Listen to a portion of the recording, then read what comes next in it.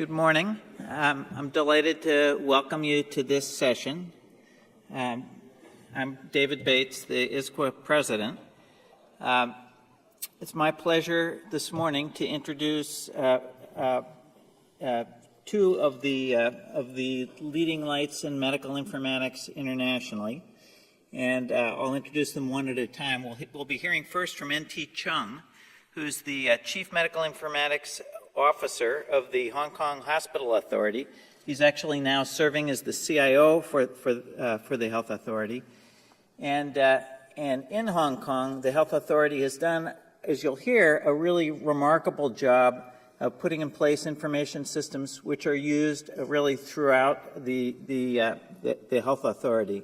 He's taken the authority from a virtual greenfields when it started to 1991 to today's situation in which clinical information systems are an indispensable part of the care delivery process for more than 30,000 clinical leaders. And NT will tell you about that.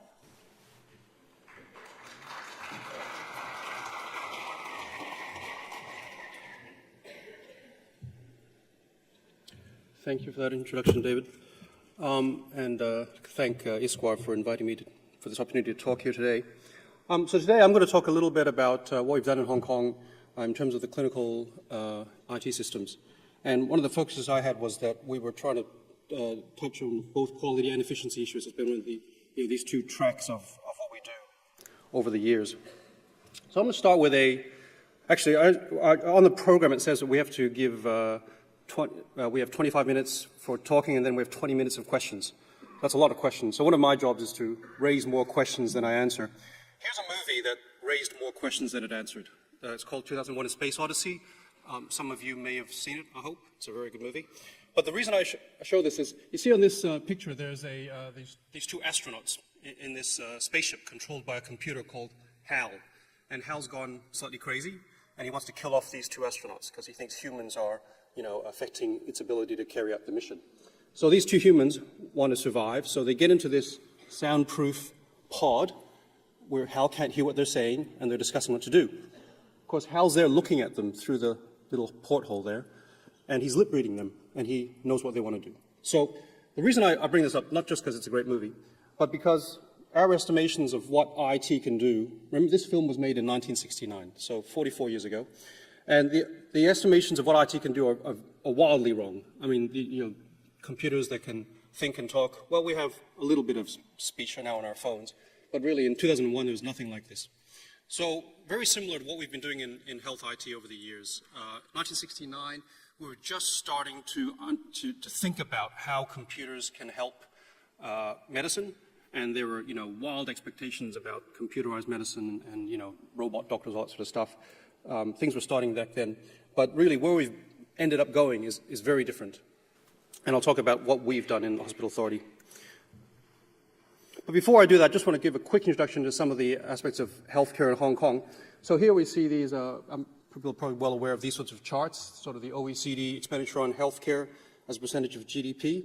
Now Hong Kong's right down there at the bottom. So we're running at, there it says 5.4% of GDP compared to, well, the USA is trending towards 20, I understand. So Hong Kong is as I think you all know, it's a first world economy. It's a very modern city, but with first world expectations of healthcare, but it's running a budget on healthcare which is decidedly not first world. So how have we managed to achieve that?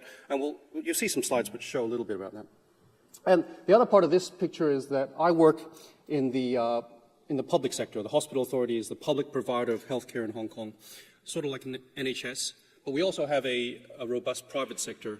But if you look at the numbers there, the public sector handles the vast majority of inpatients. So all the difficult care, all the expensive care is handled by us, and we're running at 2.4% of GDP. So you can see it's a highly efficient system. And we're running a very large organization. There's 42 hospitals, 27,000 beds, hundreds of clinics, and we have a lot of colleagues maybe in this room today. So we are joining this sort of ISQua quality discussion. So that's where we are in terms of the healthcare system. But David already mentioned that we've been doing this for a while now, developing our clinical system. So the name of our system is called the Clinical Management System, the CMS, very descriptive name. And we've been doing this since really when the hospital authority started in 1990. We've been developing these systems in-house to try and help our doctors provide the best quality care they can.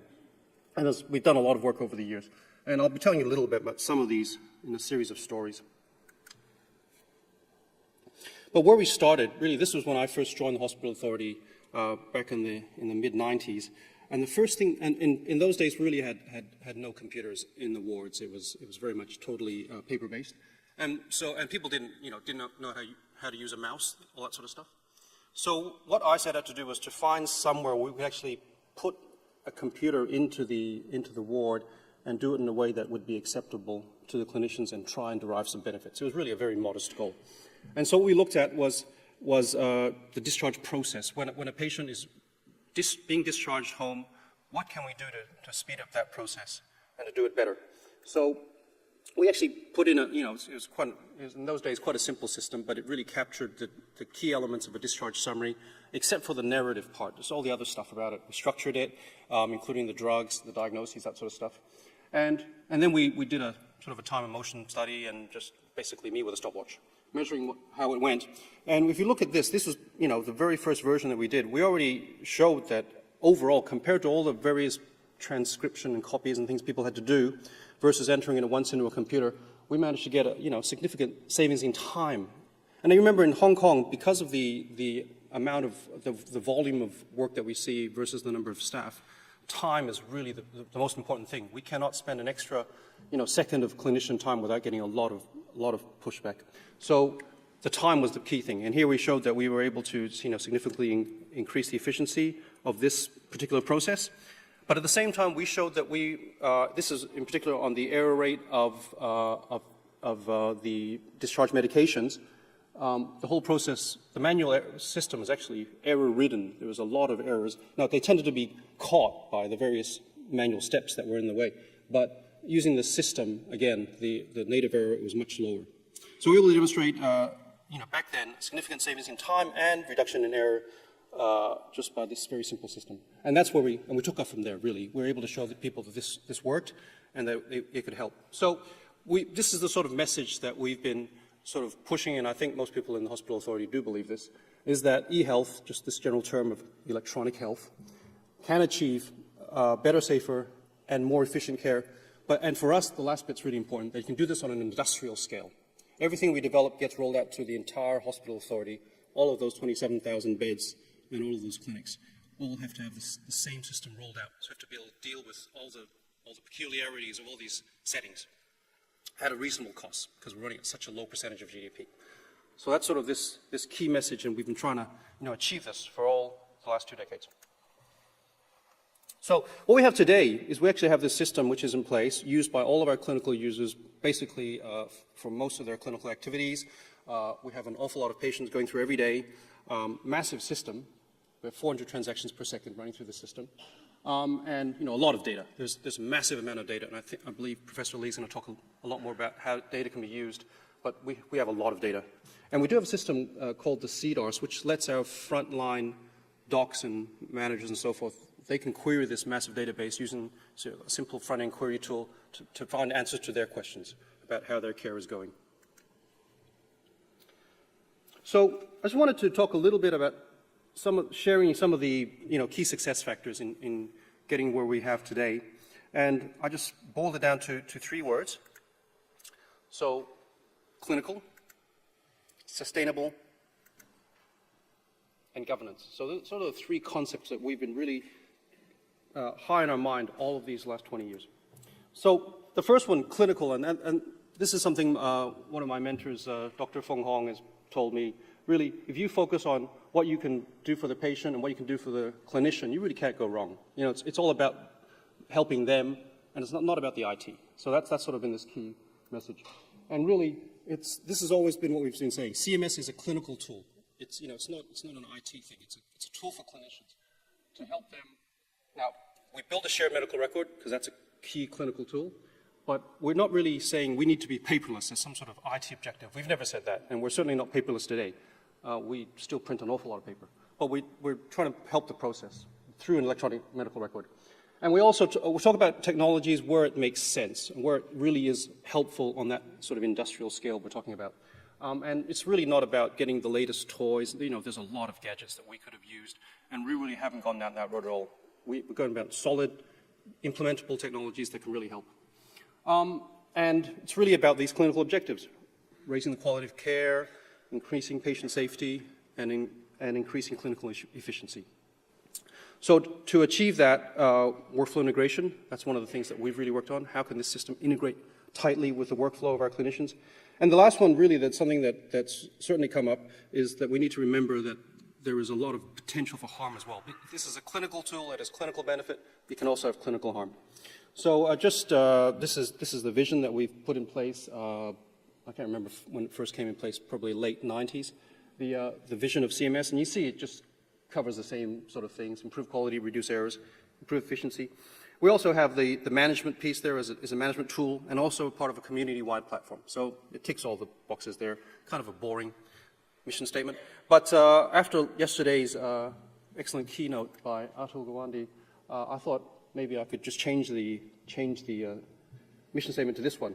So if you remember, this is the fourth stage of his performance enhancement. Just make sure X is done. And he said automation is what makes it happen. So this is what we're striving for. Okay, the other thing I just wanted to quickly touch upon is this whole concept of unexpected consequences. And all that means, this is just Murphy's Law. Stuff will happen. We're talking about introducing a very complex piece of machinery, the electronic medical record, and these massive computer networks into an incredibly complex sort of system, the healthcare system. And, you know, it's chaos. There's no way you can predict what this machine will have on this system ahead of time. Nobody can do that. It's too complicated for the human mind. So it's no wonder that stuff happens, as we say. And certainly there's a whole body of literature now on what can happen. We've encountered almost everything that we've seen in this literature. We haven't published any of our own, but we've seen it happen over the years. And I certainly missed out a career on talking about this sort of stuff, I think. But certainly something we need to be careful of. We call it risk management and quality assurance in the hospital authority. So managing the risks, ensuring the quality, but with the knowledge that stuff will go wrong. So one of the ways to manage that is through governance. And governance is about a lot of things, I think you're all aware. But we focus mostly on the first couple there in terms of stakeholder alignment, stakeholder engagement, and the strategic alignment. So healthcare is, as I've noted, really complicated, increasingly interrelated. Okay, and the expectations from everybody, from the patients, from the carers, from the government, increasingly high expectations. And so the risks are greater because we have larger budgets, we have more complicated projects, everything's getting more difficult. And IT has now become mission critical. I mean, if the IT system goes down, a lot of clinical care just simply, well, it may not stop completely, but it becomes much more difficult to deliver the care. So any downtime in our systems now become, occasion for the newspapers to publish a front page story. So the risks of IT are increasingly going up. So it's really important that we align what we do in IT with what the whole of the hospital authority needs to do. So we have a lot of work on alignment with corporate strategy and corporate direction, and also alignment with clinical needs. So those are two major areas of alignment. And to get that alignment, we have to make sure that we have the right stakeholders engaged. And that's been one of the key parts of what we've been doing over the last 20 years is building up the right stakeholder engagement. And I think the stories about some of the big problems that people face internationally is the inability to get the right people on board. So here's a picture from our recent strategic planning workshop on the CMS. And you see a lot of these guys are frontline clinicians. One of the challenges we face now is that we've had these guys on board since the beginning, so 20 years ago. A lot of the same faces are there. These guys are no longer the young Turks they were then. They're graying patriarchs. So we have to refresh this governance and get the next generation up. Or you, like me, you stay eternally young. That's the other way to do it. But really, so we're looking at refreshing this and getting the next generation who have different expectations of mobile and everything to get on board and help direct where we're going for the next decade. So it has to be sustainable, and in a low sort of healthcare expenditure environment like us, it's really critical. So everything's limited. We have very limited funds, manpower, expertise, management bandwidth, but we still have first world demands, unlimited demands on what we need to do. So how can we provide unlimited demand with limited resources? A lot of it's about the right governance, prioritization, and all that sort of thing, but also it's about designing our systems so that they are sustainable, highly flexible. And, okay, I don't really have a slide on that, so that's a whole separate discussion. But I will show you one thing. It's what we've been spending on this whole story. So this is our capital expenditure on IT over the years, and it's really, we're looking nowadays at around 30 million US. So that's, it's not a small amount of money, but if you look at international expenditure on IT, it's really a pittance. We're currently running at 2.1% of budget in IT. So we're trying to, by keeping the IT expenditure as low as we can, we ensure that the organization can continue to invest in us and not feel that it's spending money on IT where it should be buying, new drugs or hiring new doctors. So that there's always a competition between us and the rest of the healthcare setting. So one of the things that we've really been doing is taking things step by step. We don't do things in a big bang. We start off by having, strategizing what we need to do. Now we build everything ourselves, and then we implement it. And during that process of implementation and working with your pilot sites, you're really learning. We learn about what they do, they learn about what the IT can do. And there's this tight feedback loop and very quick iteration about the system. And then at some point it's ready for widespread deployment. It goes out, we look at the benefits that we've achieved through the system, and then we come back and feed into the next cycle. There's a very phased approach. And what I'm going to do now is very quickly just cover a few stories of particular developments that we've built in the HA, in the CMS. So medication management is a big area of quality, and I think everybody knows that. So we have this development over the last, 18 years of medication management in the CMS. So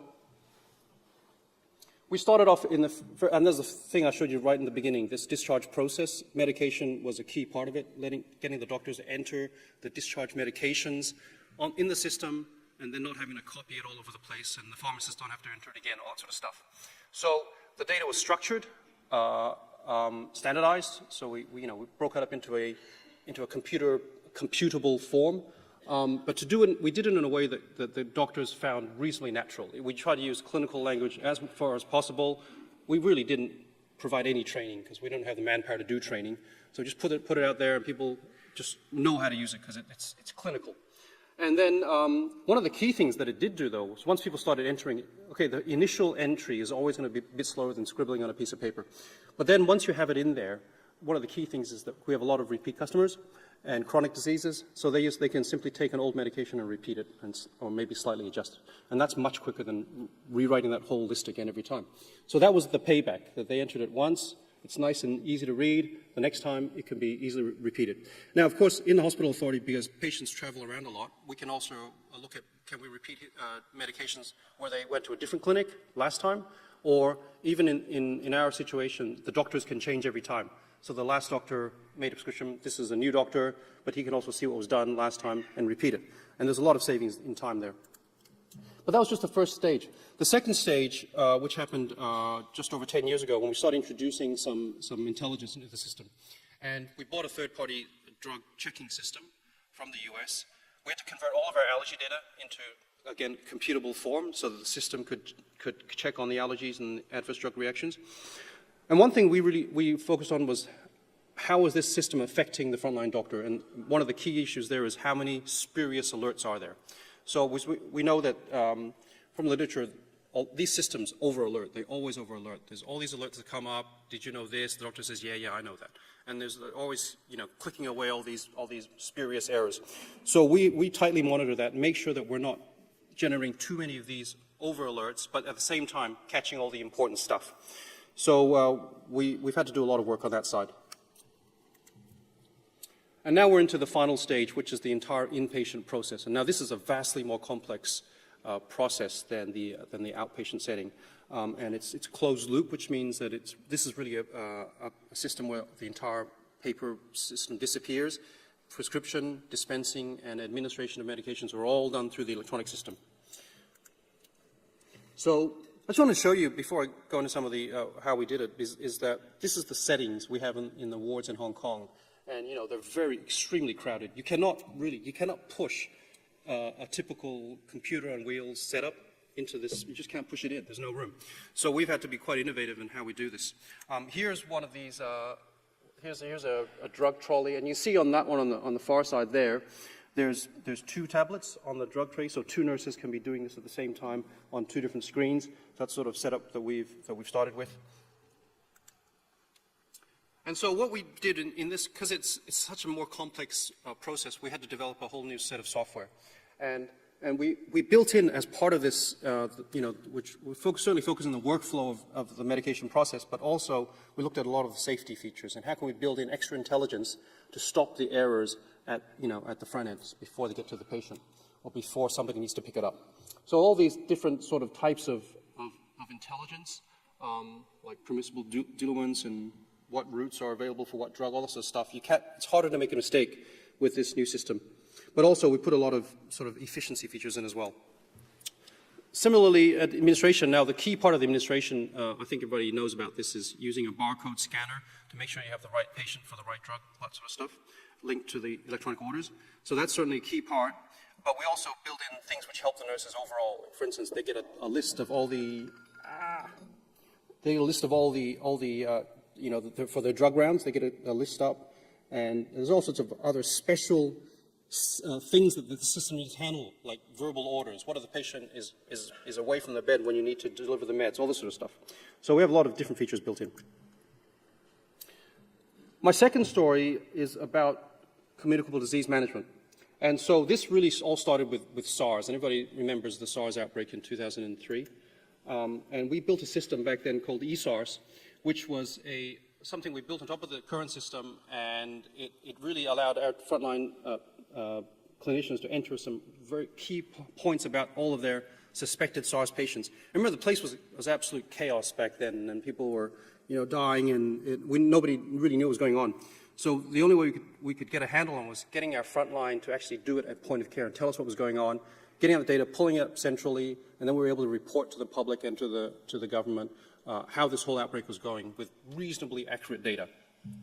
And from there, this experience of having very simple entry screens for these sorts of diseases, we moved on and we have reporting for flu, and then we moved on to general notifiable diseases. All notifiable diseases can now be entered into the system at point of care, and then the government, the Department of Health, who look after this, they're immediately alerted.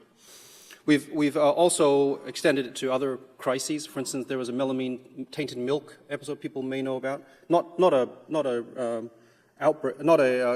infectious disease, but nevertheless an outbreak. And now we're moving on to the next phase, which is handling multi-drug resistant organisms. So this is the earlier stage of notifiable disease management. It's very simple. You just click on whichever disease you suspect this patient of having, and it goes through. And it also goes into the electronic record. Well, what we're doing now is managing the multiple drug resistant organism, and there's a current thing going on in Hong Kong with VRE. But so what we have is a general system which allows our labs to generate daily lists of all these positive results for multi-resistant organisms, and those lists are given to our infection control people, who then tag, they review the cases and tag them as being multi-resistant.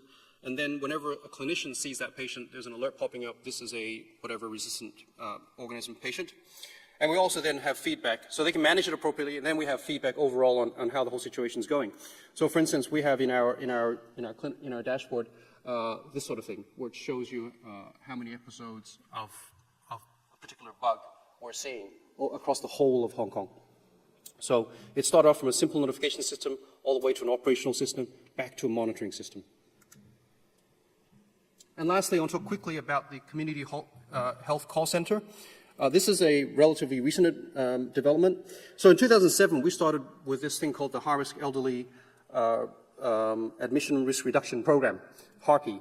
And what this was we took our entire database and did some multivariate analysis on it and pulled out a formula for predicting risk of patients who were discharged, the risk of them being readmitted within 14 days. So So this formula is applied to every single person who's discharged, who's over the age of 65. Now, if the system determines that they're at a high risk with this, they hit a certain score on the formula, that patient is put on a high-risk list. That list is sent to a call center nurse. The call center nurse calls the patient who's now at home and just make sure they're okay and they understand what's going on and they're in touch with the right people, all that sort of, they know what their medications are, that sort of thing. And that we were able to show had a 25% reduction in readmission just from that simple phone call, but a highly targeted phone call based on the data. Now, this call center has now evolved, and we're now dealing with mental health, chronic disease management. One of the things we're doing now is this last one, is defaulter tracing. And again, the system's generating lists of patients with mental health problems who don't turn up to the clinic for their regular appointment. And this is an issue with mental health patients. So then the system then, again, generates the list. The call center tries to get in contact with the patient, get them to rebook their appointment. And this has already shown some success in getting these defaulters to come back and seek their medical care. So again, the call center is evolving into a more directly actionable sort of place. But again, based on all this data that's sitting in the system. So in general, what we're looking at is we're trying to identify patients at risk of whatever, using the IT, and then using from that at-risk patient list, we deliver it to the appropriate person who can do something about it. So make it actionable. And this really enables new models of care delivery, extending the reach of the hospital beyond just the four walls and doing it through the telephone. So those are the three stories I wanted to share with you today. Now, the key message I started off with was this one, that e-health can achieve better, safer, more efficient care on an industrial scale. But I wanted to close off with a bold claim, a slightly provocative message perhaps in this crowd. So I'd say that not only can it do it, it may be the only thing that can do it. So thank you.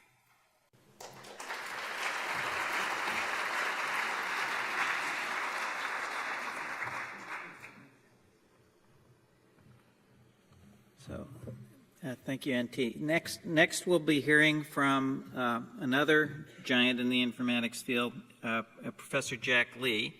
Dr. Lee is the Dean and Professor at the College of Medical Science and Technology at Taiwan Medical University and has done an enormous range of things within informatics. And I think his talk will complement this last one well.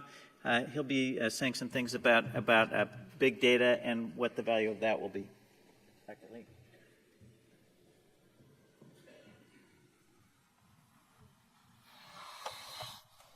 Thank you, David, for the introduction. Instead of talking on the whole scale of healthcare system in Taiwan, I would like to talk to you about a small topic, which is how to use the big data approach to improve quality and patient safety. It's not a small topic, but it's a focused topic. This is where I come from, Taipei Medical University. I have to do this, It's a small university with 6,000 students and about 600 faculty members. We're all JCI accredited hospitals. There are 3 teaching hospitals with a total of about 3,000 beds. It's closest to the world's second highest building, Taipei 101. So you've heard a lot of talk on electronic health record, electronic medical record, but why do we spend so much time and money on electronic health record? Do we want to go paperless? We may or may not want to do that. NT says that's not their goal. Does it make it easier to read so the legibility is better, so there are less mistakes? Do you want to do automatic translation, from one language to different language from medical tourism, or we want to translate professional terms to layman's language so that easier for the patient to understand what's being recorded for their health conditions. Of course, EHR will provide speedy access and also concurrent access, meaning many people can access the same record at the same time. But again, in the end of the day, I would argue the most important thing the most important reason why we want to do EHR and invest so much on the electronic health record is because we want to provide data to improve quality and safety, okay? And if we accumulate a lot of data, then why not just call it big data? But actually, there's a definition for big data. One of the definitions says that a big data is a collection of data set, so large and complex that it becomes difficult to process using on-hand database management tools or traditional data processing applications. So it's not just big, it's also complex, right? And also there are several dimensions of big data. Again, the first dimension is complexity. Okay, it's not very straightforward. It's not just a lot. In our healthcare related data like EHR, it's not just a lot, but it's very complicated. The amount of value that can be derived from innovative versus traditional analysis techniques. Meaning if we can just do it business as usual using traditional statistics, traditional analytic tools to do it, then it's not such a challenge. And also the use of longitudinal information to supplement the analysis. In EHR, we frequently encounter the time series analysis as a challenge, but also as a very useful, very significant dimension of the EHR data analysis. And we all know about this. I mean, people who come to this meeting know about the current status of healthcare is there's still much to be desired. But one key is that the information is often not available from this, of course, from the IOM report. The information is often not available to those who need it when they need it. But again, it's easier said than done. How do you deliver information to those who need it when they need it? How do you know who need them? And how do you know when they need it? Okay, so it's not that easy to accomplish that. And we know that the quality of care is again, still not very up to our standard. Actually, 45% of the people do not receive recommended care. In pneumonia especially, 61% people did not receive care based on a paper from a New England Journal of Medicine. So how do we use the data that we have? I mean, many hospitals have invested a lot of resources into their electronic health record. So now it's probably time that we both go back and reflect on the kind of data that we have to actually improve quality and patient safety. One model that we proposed in 2004, we call data interaction model, is that we use 5 elements or 5 variables of data, including patient profile, lab and examination data, medication data, procedure data, including surgery, and as well as diagnosis and problem list. These are the data elements that you find commonly in your everyday electronic health record.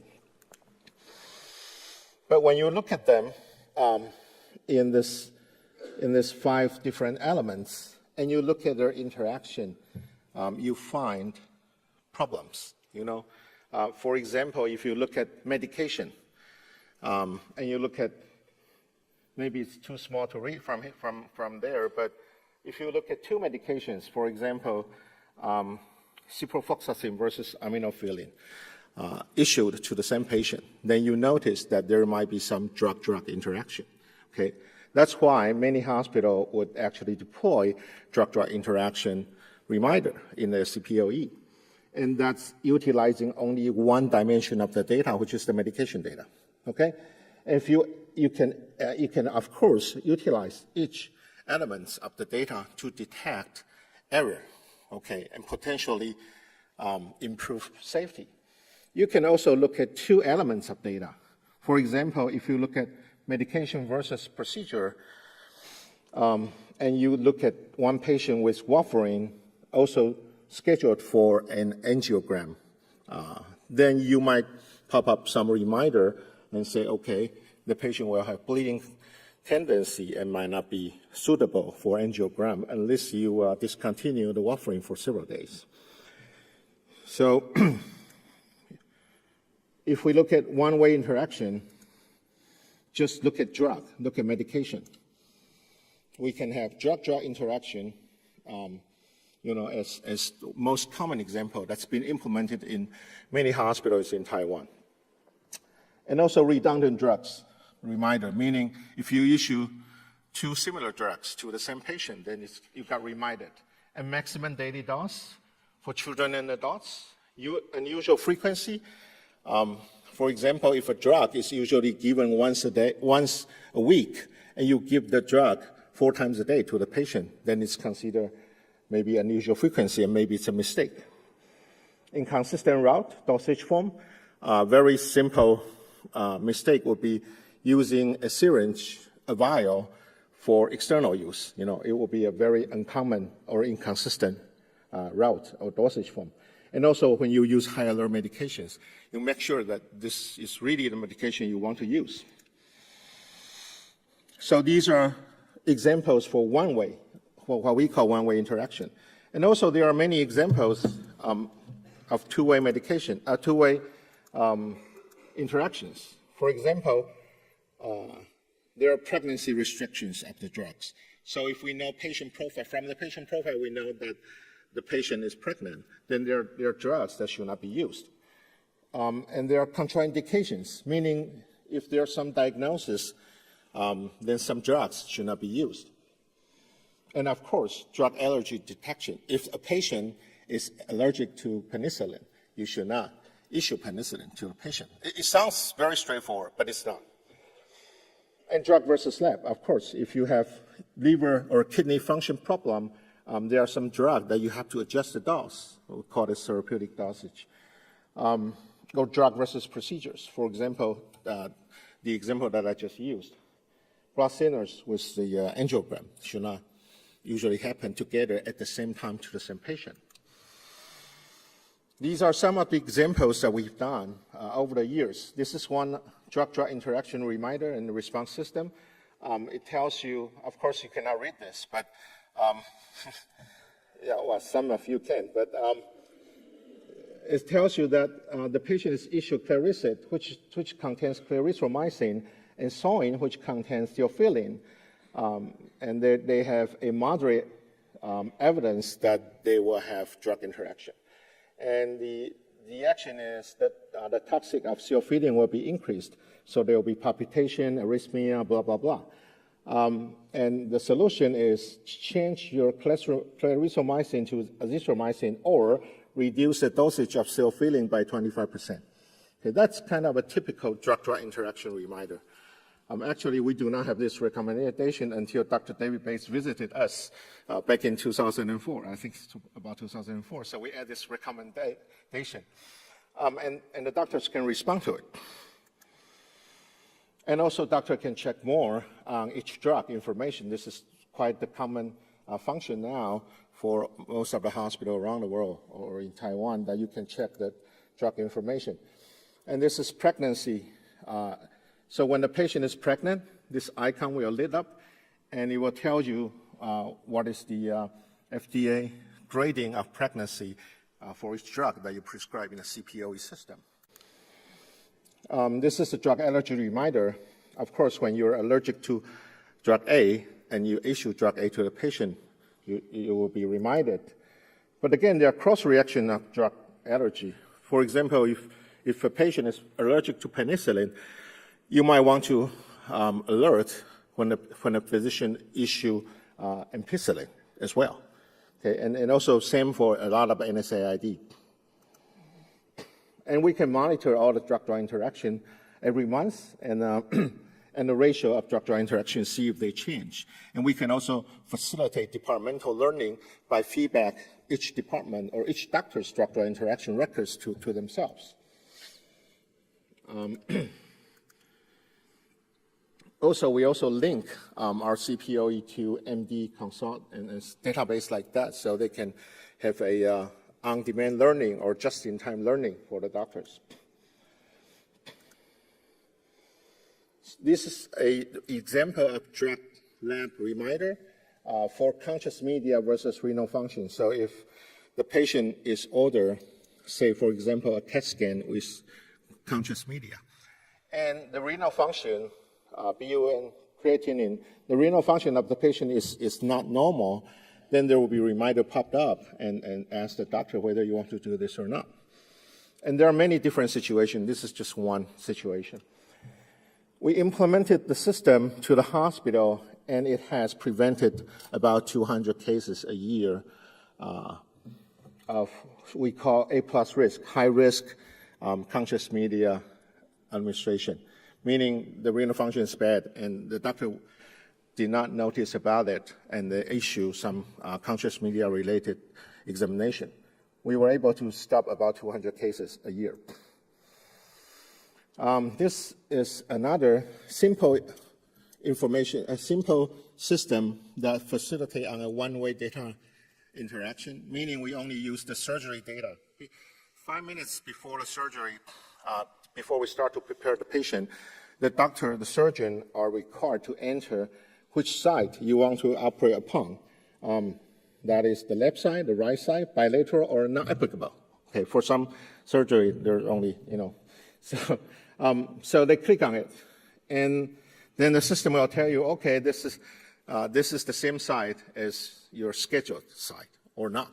Okay, and we found out after 4,000 surgery, we found out that 15% are inconsistent, meaning they schedule for left and they click on right, okay, or they schedule for left, right, and they click on bilateral, okay. So there is a lot of inconsistency, okay. But anyway, when we go back and look at the data interaction model, there are 5 one-way interaction, meaning each data elements. If we look at each data elements vigorously, we can find many different ways to use the data to improve safety. And if we look at 2 data elements, there are 10 combinations, right? And there are, if we look at three-way, there are 10. So there are 31 combinations. There are a lot of combinations to it. But when we go to examples like drug versus diagnosis, that's a 2-way interaction, right? In our model, it's a 2-way interaction. So we would like to let the system know that when the patient has diabetes and doctor issue glucagon, which is glibenclamide, it's a lowering the sugar. It's an anti-glycemic, hyperglycemic drugs. It's okay. But if the doctor accidentally pick Euclidin, which is a vasodilator, then it's not okay. Okay, but this is very difficult to create a rule. There are too many rules like this if you want to create them. There are too many combinations and there are too many exceptions. So there's no way that we can do this on a rule-based manner. That's why we kind of enhance this to a probabilistic data model. So we take any number of the data elements from the data interaction model, and we compute their association strengths. We use Q as the association strength. This is not a very complicated formula. It's actually a ratio between these 2 events happening together naturally, and these 2 events happen randomly together. Okay, so when Q is 1 means that they're independent events. 1 events do not incur or increase the probability of the other events. Okay, so when Q is larger than 1, they're associated. When it's less than 1, they're negatively associated. So we should use all the combinatory Q among the data elements to determine the probability of the occurrence of a specific combination. For example, if we want to do a drug diagnosis interaction, first we have to look at all the prescriptions we have. So we went through about 103 million prescriptions, okay, which is only 3 years of prescriptions. So 100 million prescriptions, it's got about 200 million diagnoses in ICD and ICM code, and about 347 million drugs in ATC code, which is a WHO standard code. From Taiwan's National Health Insurance Database, we do have a health insurance database for almost all the prescriptions in Taiwan for 15 years. Actually, it's been 17 years now. And each year, the whole country generates about 360 million prescriptions. We do give them a lot of drugs. And it's kind of free. So, and we compute all the association strengths between the diagnosis and drug, and also drug and drug. Okay, and I think and then we determine the appropriateness of prescription by the Qs. I think this formula is very self-explanatory, okay? So you will totally understand what I'm saying, okay? After that, formula, then we'll be able to remind our physicians something like this, okay? A drug diagnosis reminder under the diagnosis of XYZ. It is uncommon to prescribe the following drug 1, drug 2. Do you want to modify them? Okay, so this kind of reminder cannot be achieved by a rule-based. It's very hard to achieve by a rule-based manner. You will have many, many exception rules and many, many rules. Okay, and that really depends on the age, the gender of the patient, the disease of the patient, and all kinds of factors. So we've tested our probabilistic data model for about 1,400 prescriptions, and they're evaluated humanly by physicians and pharmacists. And we found that the reminder is about 96% accuracy for appropriate prescriptions and about 45% accuracy for inappropriate prescriptions, with a sensitivity and specificity of about 75 and 89. We're still trying to improve it, but you get the idea that it's actually possible when we have big enough data to look at the interdependency or the associations of each data elements. And from that, we'll be able to find unusual combinations. And these unusual combinations may be errors that can be prevented.